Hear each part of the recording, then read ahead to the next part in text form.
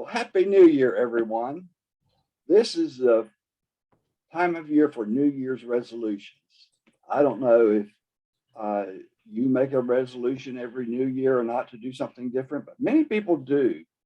And many people resolve every year to lose weight for this coming year. And they do it year after year after year, and it doesn't always work out that well. This is a very worthy goal. If you're overweight, losing that weight is really beneficial.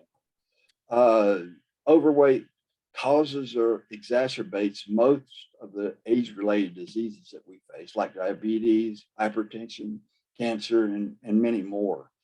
It's really bad for you. And the good news is that most people can lose weight. They're successful at it. The bad news is that most people gain it back, and it doesn't last. And that's just happens over and over. So I'm taking a little bit different approach in the first three talks this year. They're all going to be about weight management and losing weight and trying to keep it off. I'm kind of turning it around.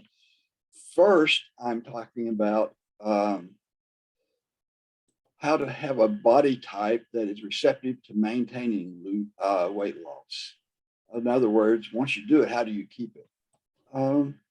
Then I'll talk about how to lose it. Actually, you will probably lose some weight just by doing what we talked about in today's talk, because it works. And most people have gained weight, and oops, I went back. Okay, have gained weight over the holidays, and that's just part of the routine. It happens every year. People gain weight through the holidays, and it's no surprise. In this country, we've got Thanksgiving, big food day. People can gain a pound of weight in one day, I think, on Thanksgiving. For most people in this country, the turkey is the centerpiece, and plenty of calories there, but lots of other things loaded in desserts and sweets. Then comes Christmas 4 weeks later. There again, I mean, people send us to the factory here boxes of cookies, boxes of candies. We eat big Christmas meals. There's stuff everywhere to eat. It's just, you have to really have a lot of self-control not to gain weight at Christmas time. Well, Christmas is followed up a week later, well, right immediately with the Kwanzaa celebration. If you happen to be a Black person or have Black friends you celebrate with, that's more food. Then comes New Year. 1 week after Christmas is New Year. There again, we have big feasts and parties and turkeys. These turkeys get hit every time. I don't know why those birds aren't extinct yet. I mean, as many as we eat in this country. Funny thing is, it's an American animal, and North American and most countries don't eat turkeys that much. But it's something that just about everybody eats for special days in this country. Well, New Year's, you should be well overweight, but then comes the Chinese New Year. So you really get hard if you're a Chinese American or Asian American. The Chinese are Lunar New Year. There's a big feast day again. I don't know. You just can't win this time of year, it seems like. And I think Chinese and Lunar New Year, that's coming up in about 3 weeks. Is that right? So, it's just a series of feasts and eating for about a 2-month period here. And it really is a time when people do gain a lot of weight. In fact, studies have shown that people gain an average of 1 pound of permanent fat per holiday season. So every year, people gain this weight. Now, they'll probably gain more than 1 pound. Most people will over the holidays, but they'll lose some of it right back when it's over. But about a pound of it will stay around. However, additional weight is sometimes gained during the year, sometimes it's not. But all this fat accumulation is very damaging and increases the risk, like we said, of diabetes, dementia, cancer, and a lot of diseases. And it's kind of sneaks up on you. You know, if you're, on the left there and you're pretty lean, in my case, when I was, say, 30 years old, I was pretty skinny, actually. I weighed 145 pounds. And when I started gaining a little bit of weight, I was actually happy. Like, I'm tired of being this skinny. But, you know, so I started gaining just a pound or so a year, but it just kept creeping up and up and up. And finally, I'm saying, whoa, wait a minute, this is enough. But it turned out to be a little bit harder than I thought to stop the process once it began.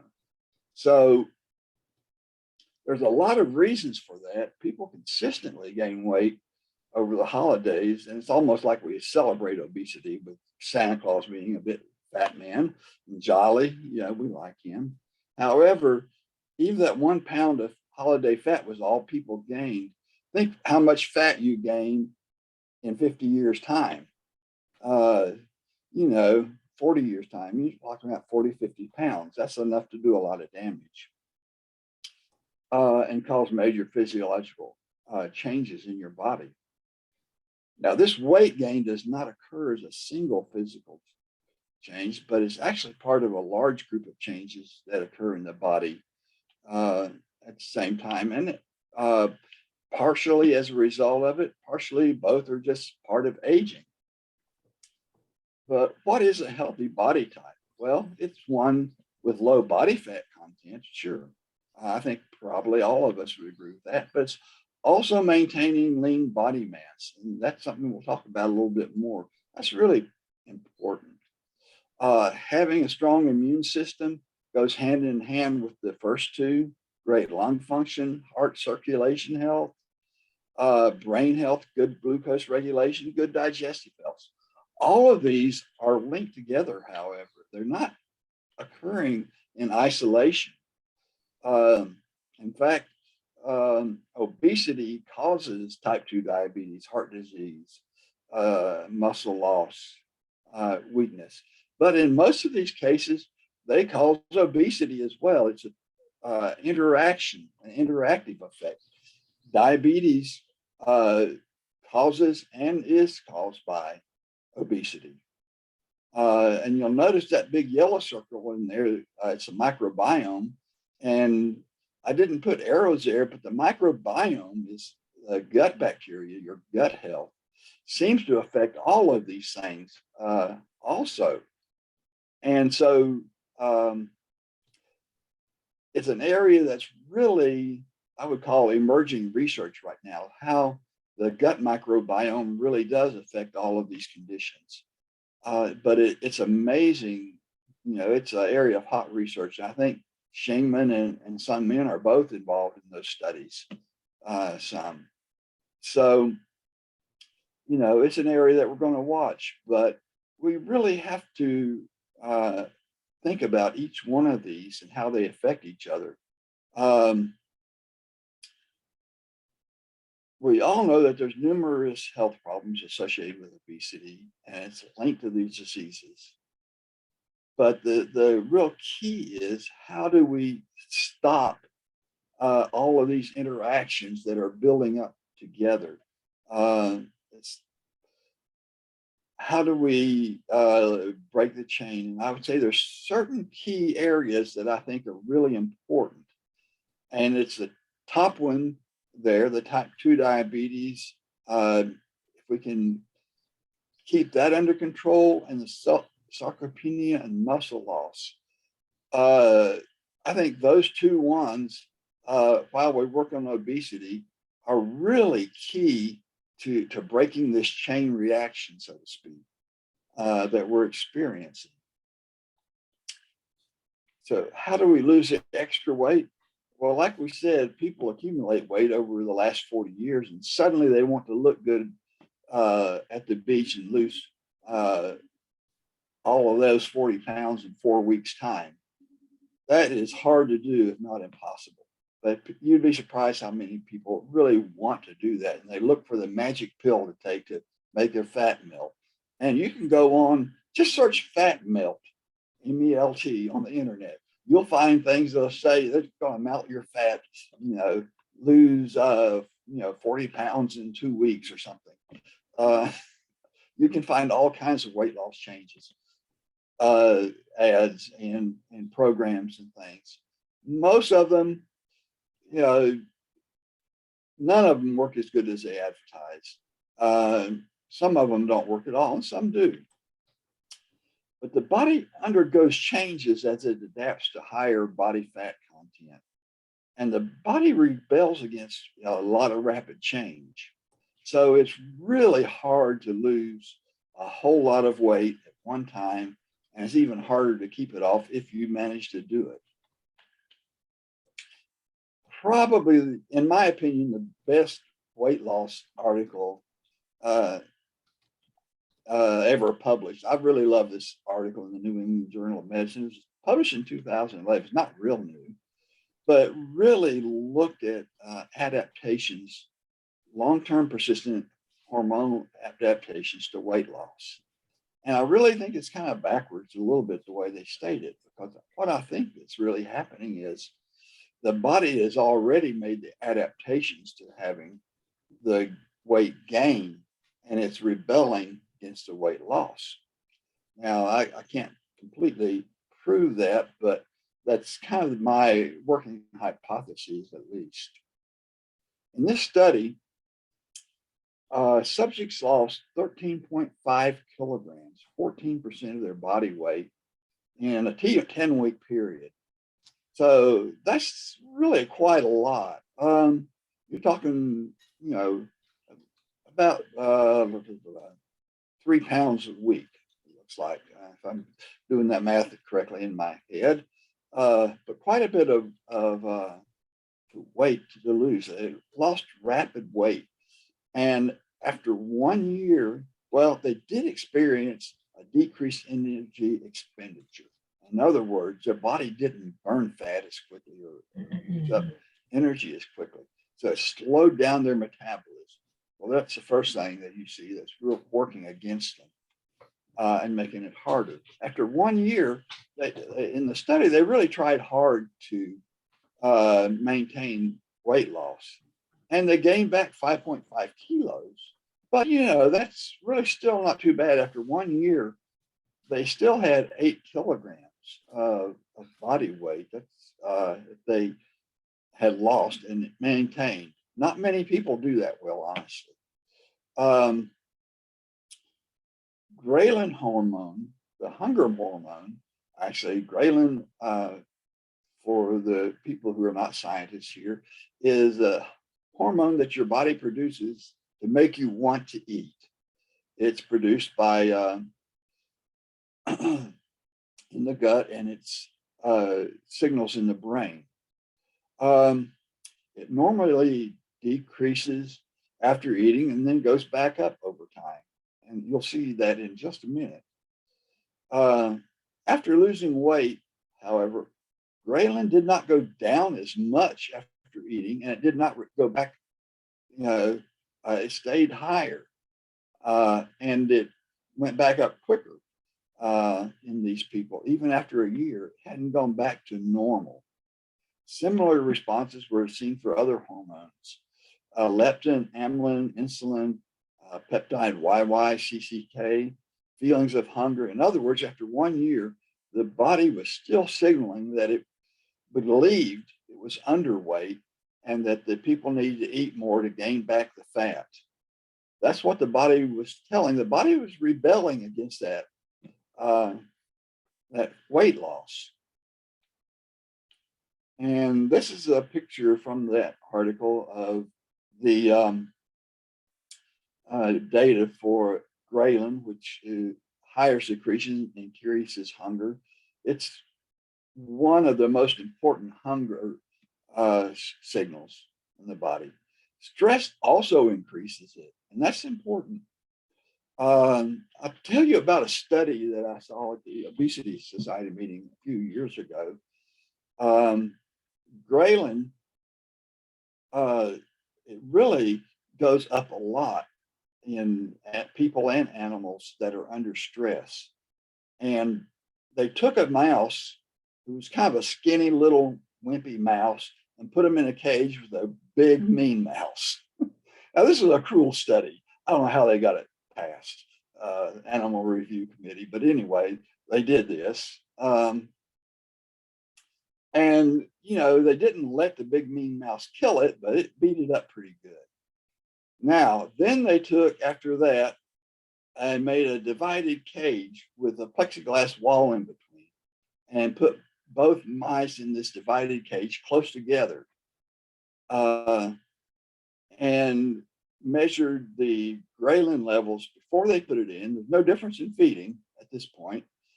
Grayling levels before they put it in were down where they should be. He was fed and he wasn't particularly hungry. But when they put him in the cage together, the big mean mouse was trying to get after the little mouse, and it scared the little mouse to death because he'd just been beat up, not too long before by that big mean mouse. And he was really stressed out, and Grayling levels were almost off the chart. And of course, he was running, trying to get food constantly. Well, if you think about this, we do the same thing in a lot of ways. If we're feeling under stress, what do we want to do? We want to grab food and snack. That's a normal human response. Your body is signaling that there's an emergency and you need to get food stored up to be able to have the energy to respond to it. That's essentially what the body's working the way it's supposed to. But when we let ourselves be stressed a lot, we're really setting ourselves up for obesity. So learning to avoid stress and not react to things in a stressed way is a really key to overall health, really. And I've tried to work on that on my own life, because I know that if I'm feeling stressed and depressed, and I want to sit and snack while I'm trying to figure this out. That's just the way I respond to it. I think a lot of people do. Now this other one, amylin, it decreases hunger and lowers glucose. Peptide YY, also it's released from the ileum and colon and reduces hunger. And CCK, a neuropeptide that counters Grayling and reduces appetite. All were affected by this study. Now, if you look at the lines in this thing, the black line was at the beginning of the study, how the people before they lost weight would respond to a meal after sort of fasting for a while. And you can see with the example of Grayling that the Grayling dropped down to the lowest point at 60 minutes normally, and then gradually went back up. And there's one more lesson to learn there besides what they were talking about. Look how long it took Grayling to go down. Your hunger isn't decreased. Your hunger signal isn't decreased all that rapidly when you eat. So if you try to shove down a quick meal, the Grayling response isn't going to happen. It's not going to decline. You're going to still feel hungry for a while because it hasn't kicked in yet. So keep that in mind. A slower meal actually will work in your favor for losing weight. But that's not the main point today. The main point is, if you look at the blue line, that's what happened, the Grayling response after the weight loss, 10 weeks. And the Grayling remained quite a bit higher. So the hunger response didn't really ever go away entirely after 10 weeks. They remained pretty hungry even after eating. Now, there was a better Grayling response after 1 year, and that's kind of the middle line on the Grayling chart. The 1 year is, but it still hadn't gotten back to normal. They were still responding partly like they had just lost the weight. And you see similar responses for all of these, and it doesn't show leptin, but for leptin 2, uh, the people never got back to a normal response to these hormones, even after a year's time. So this battle for weight loss is going to continue for a while. And I tend to think if they had kept track of these people for 2 years, 3 years, 4 years, eventually the line would come back to normal. But I don't know that for sure. But that's what I tend to believe, because I think the body is just readapting to a lower body weight over time. But it takes time. You know, you're not going to lose 40, 50 pounds of weight, you know, and suddenly just go back to, you know, being normal again entirely. And that's because the body tries to maintain what we call homeostasis. Homeostasis is an organism's process of maintaining a stable internal environment suitable for sustaining life. Okay. The word homeostasis comes from Greek, meaning similar, and stasis means stable. And if you think about homeostasis in the body, that's always a good starting place for anything that you're talking about in physiology, because almost all the body systems are basically homeostasis managed, whether it's your blood pressure, your fat levels, your blood sugar, all these things. The body has a homeostasis system in place to keep getting you back where you belong. Now, I like to think of the leptin system as the body's, quote, phattostat, analogous to a thermostat. You know, it measures and it responds to body fat levels. You know, it's produced by body fat, and it really sends a signal as to whether you have the right amount of fat stores in the body to be able to, you know, have a reserve of energy if you need it. That's its purpose. People tend to think that leptin resistance causes obesity, but I think it might be a homeostatic mechanism that is reset as people gain weight. If it sees that you're maintaining this weight and it sees it over a period of time, I really think it kind of resets itself. And there again, you know, people will disagree with that. Some people agree with it. And we can't really say for sure. It's one of these cause and effect things that are often difficult to prove in science. You can show associations a lot of times, but you can't prove, you know, what's happening. Whether this is being caused by it or it's causing the problem. Perhaps as people gain weight, the body just slowly adjusts. And that's what I think. If this happens and you lose the weight, then the body believes that you're starving to death, essentially. It's showing your fat levels. It's saying that your fat levels are dropping below a safe level and you no longer have energy reserves.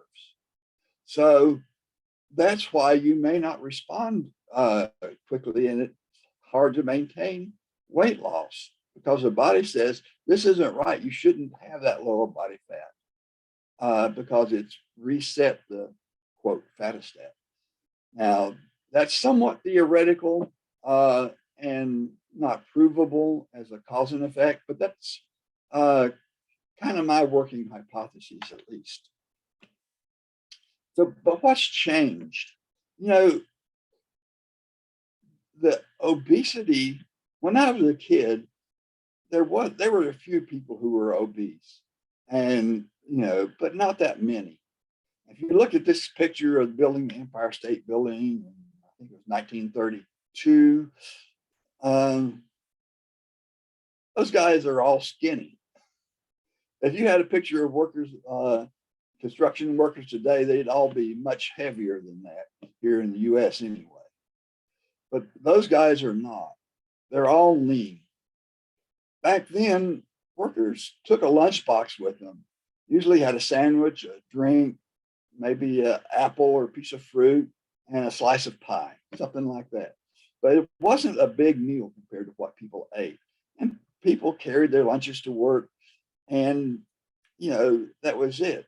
If they had a Coke in the lunch, well, they might have. Their Coke was around then. It would have been a 6.5 ounce bottle. Now they're the small ones are 12-ounce can or bottle, twice as much, and it might be a 20-ounce bottle. We've just changed our way of eating. Now food is available to most of us all day long, and people do not engage in physical labor nearly as much. Um, so we've changed our lifestyle, and it's reflected in our body weights.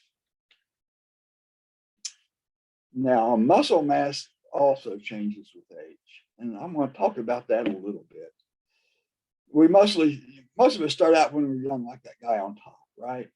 Well, maybe not, but we start out with a lot more muscle than we have later. The guy on the bottom picture has what they call sarcopenia, and he's lost much of his muscle mass. He looked maybe not like the guy on top, but maybe a lot closer when he was younger. But muscle mass and condition is a very important predictor of overall health and body fat as well. People very consistently lose muscle mass as they age. People typically lose 10% of skeletal muscle mass per decade, starting around sometime in their 30s. Now, that's an important thing that happens because insulin is very important for helping the body and insulin regulation and maintaining a healthy body type and weight management. However, 80% of insulin stimulated glucose disposal takes place in the skeletal muscle. When we have too much insulin, too much blood sugar, that's where the insulin gets rid of it. Basically, sends it to the skeletal muscle.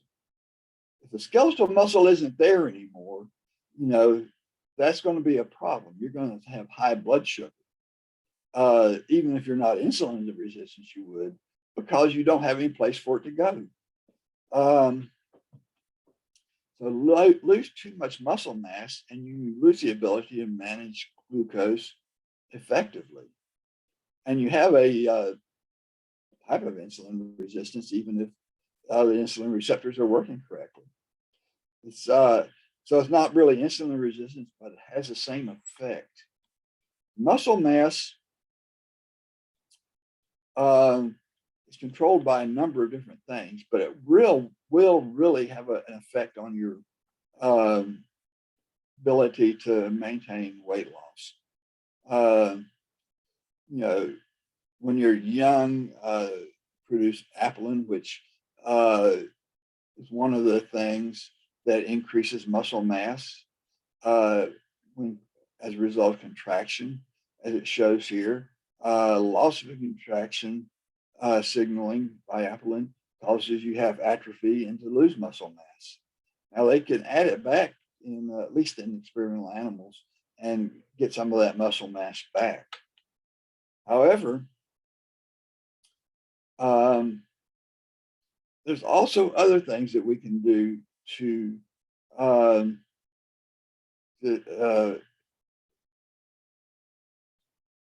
sort of make this process work better. First of all, do build strong, healthy muscle. Avoid sugar right away. Avoid stress. And ashwagandha may help that if you really have a problem with that. That's a good supplement. Get plenty of sleep. If you can't do that, we have you can get help with supplements for that, with the melatonin, our relaxed evening formula. Drink plenty of water. It's kind of interesting, 0 calories, but one study at least showed that people actually misinterpret the feeling of thirst for hunger. If they get thirsty, they eat instead of drink a lot of times. They don't get the signals quite right. Keep food out of reach. Now, how do we build the strong, healthy muscle we talked about in that slide? Okay, this is an interesting area, one that I really have a lot of interest in, actually. Um, Resistance exercise uh, is your weightlifting type exercise. It's really important for muscle mass and maintaining. It stimulates particularly type 2, what you call fast twitch muscles. Um, that kind of muscle is one that will use up glucose the fastest, actually, and help you maintain blood sugar levels the best. But it's also the one that you lose the most rapidly with age. So that's the first to go. So you can delay that process with weightlifting type exercises, and you really should be doing that. Endurance exercise stimulates type 1 or the slow twitch muscles using the AMPK mTOR pathway. It's also important, and it actually also helps stimulate the production of mitochondria, which are the energy using parts of the cell that uses up the excess fats and sugars. Um, there's a stimulant for muscle growth that's also a nutritional one. The branched chain amino acids, but particularly L-leucine, really does stimulate muscle growth. And if you're concerned about that, the leucine supplementations appear to be pretty good for helping stimulate muscle growth. Best when used along with the resistance exercise. I would put in one little word of caution. There's also there's some uh, real evidence to show it's associated with diabetes itself, that leucine is. Now, that's something that really, and branched chain amino acids in particular as a group.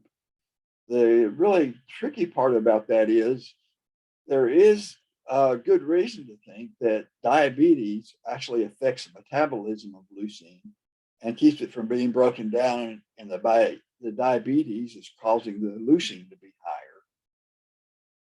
But other people have a different, think that the leucine may be causing the diabetes. Back again to that cause and effect thing that's really difficult in science sometimes to sort out, which is causing which.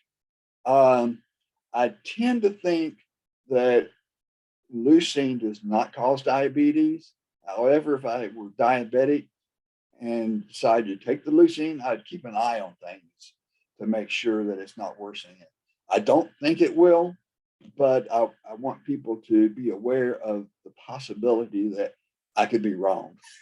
Okay, that actually happens sometimes. So it's something to consider. But leucine and exercise as you get older could be really important. There's a lot of evidence that the cause of the muscle loss with aging is not so much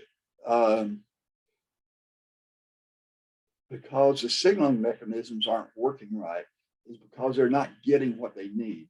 That people, and there's some pretty good studies on this, that people don't exercise as much as they get older, so they're not stimulating those muscle building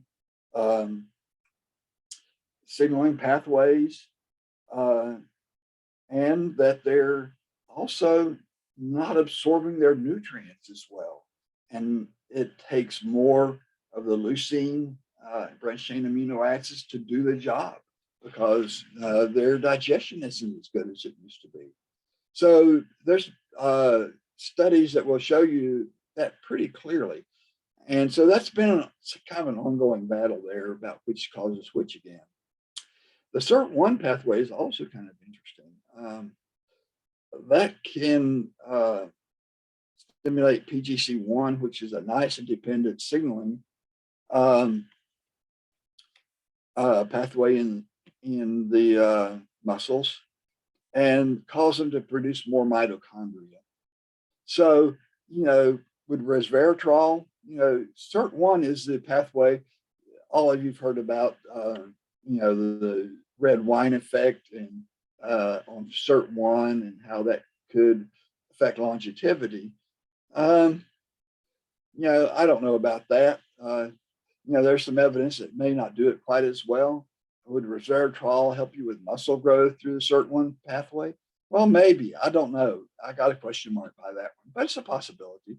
And if it did work in that pathway, making sure you had plenty of nicotinamide there to make things work right, yeah, it could be helpful. So it's an interesting thing to consider.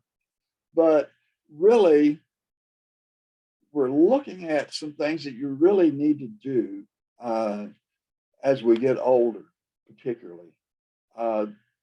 Maintaining the exercise, resistant exercise and endurance exercise is really critical to maintaining your health as you get older.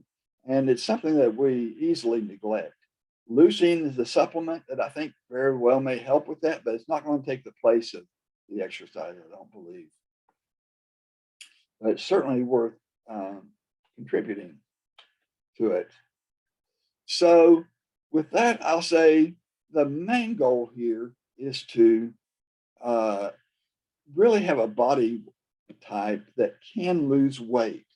And I think if we maintain our, if we lose our muscle mass, we've lost the battle unless we can gain it back, because we don't have a way of disposing of those calories very well when we eat a big meal. So it's going to be really difficult. If we get really sarcopenic, a lot of times people lose their appetite and lose weight. People like in that picture, they didn't have a lot of excess body fat, but a lot of sarcopenic people they're discovering now do have excess body fat. They just don't have much muscle under there. But the doctors don't diagnose it as sarcopenia because they can't see that effect because of all the excess body fat. And those people are going to have a battle getting rid of it. Now, I would say that for now, if you're wanting to get rid of the excess body fat you gained over the holidays, just go back to eating like you were before, but really get into an exercise program, work on maintaining that muscle mass, work on your stress levels, your water, and just these basic things. And you'll start, building your body type to one that'll be receptive to the weight loss. Now, that may not get you where you want to go in the weight loss. It might if you're not very overweight. However, if you've got a lot of weight to lose, it's going to be more of a battle than just doing that. So next time we're going to look at some of these weight loss programs and compare them. Things like the Atkins diet, the high protein diet, which a lot of scientists really made fun of him back, 30 years ago or so, but are coming around and these days and looking a lot more closely at what his recommendations were. It was almost, a terrible thing to suggest a very high protein diet back then, but now they're taking a different look at it. Intermittent fasting is one of my favorites, and we'll talk about that one. Grazing is one that I really didn't like, where you just eat small amounts all through the day. Some people thought that was a good approach. I did not. And it's hard to control how much you're eating when you're doing that, I think. The Pritikin diet, a very low protein, low fat diet. All of these work though for some people, and we'll look at them, but what works best for you? And but that's be basically what we'll talk about the next month. In March, I'll look more at some of the supplements and talk about what works and what does not. Somebody was asking me at the gym just earlier this week about they'd seen some ad for a supplement that makes you have brown fat. Well, if it'll make you have brown fat, that's a pretty good thing for weight loss. But it's not that easy for humans. Humans don't make brown fat easily. So that'll probably be part of what we'll talk about. It works beautifully for mice. But like a lot of things, what works for mice and rats doesn't work well for humans always. But we'll look at some of these things and talk about what might work and what might not. But in the meantime, I would concentrate on just what we talked about today and see if you can get yourself going. Because if you don't do the foundation like we're talking about today, get your muscle mass in shape, do some of these things, manage stress levels, etc., you're not going to have long-term success. And that's what we really want. We don't want you to lose 50 pounds and gain back 55. And a lot of people do that. So until next time, try these things out. Do the best you can to stay away from the COVID. I will say for people here, Derek's not with us tonight. He usually is. His mother just died this week from COVID. Really tragic. And be careful out there. This is not a disease to play around with. And with that, this talk is ended. But if you have questions or comments or additions to what I said, you're welcome to jump in and talk. So how's everybody doing today? And do you have anything you'd like to add, Shaman? I don't know that that's your area of research, diabetes and obesity. You've probably gotten into that some though. Yeah, I think you covered all the all the key stuffs. But like exercise is always my New Year resolution, but it's hard for me to keep it. So well, you should join the gym where I go and come down and work out in the mornings with me. I go to the sports center down there near Carolina Mall in Concord. Yeah, I know, like it's hard for me to put it as my priority, on my priority list. And I have many other things, I always put it aside. So well, I'm down there by 7 o'clock in the morning. So if you want to come down and join, I'll tell them to let you try it out for free for a day or two and see how you like it. You can come out and work out with me. We'll get on those machines and lift those weights. Really, seriously, if you want to do it, it's early in the morning, but that's if I try to do it later in the day, it ends up not getting done. I'm like you, so that's why it's the first thing I do every morning. Just about every morning. I usually don't go on Thursdays, but 4 days a week at least, I'm there. Anything you want to add, Sunmin? Oh, I think you talk about all things. So I don't know I can add anything, but in Korea, it is now popular something add into the water and then drink it. So not as a supplement like tablets, but they sell it as some powder form, and then they can add into the water and then what is it supposed to do? Supposed to do probably increasing the energy expenditure. So when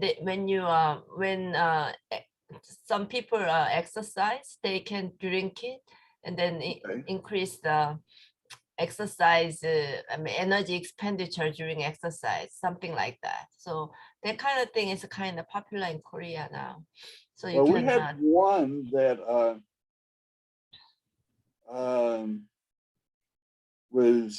that really worked pretty well. That was stimulant, combined ephedra with caffeine essentially, and it actually worked, but it also it got outlawed by FDA, and whether it really caused the problems and the people that Carl King, I don't know if you knew him. He's been to Korea a few times, and I invited him to Korea to speak at the meetings, but he actually testified for the supplement companies there. he was department head at UC Davis nutrition department at the time. He's a pretty big name person, actually, Carl is, but he didn't persuade the FDA or the in the court in that battle.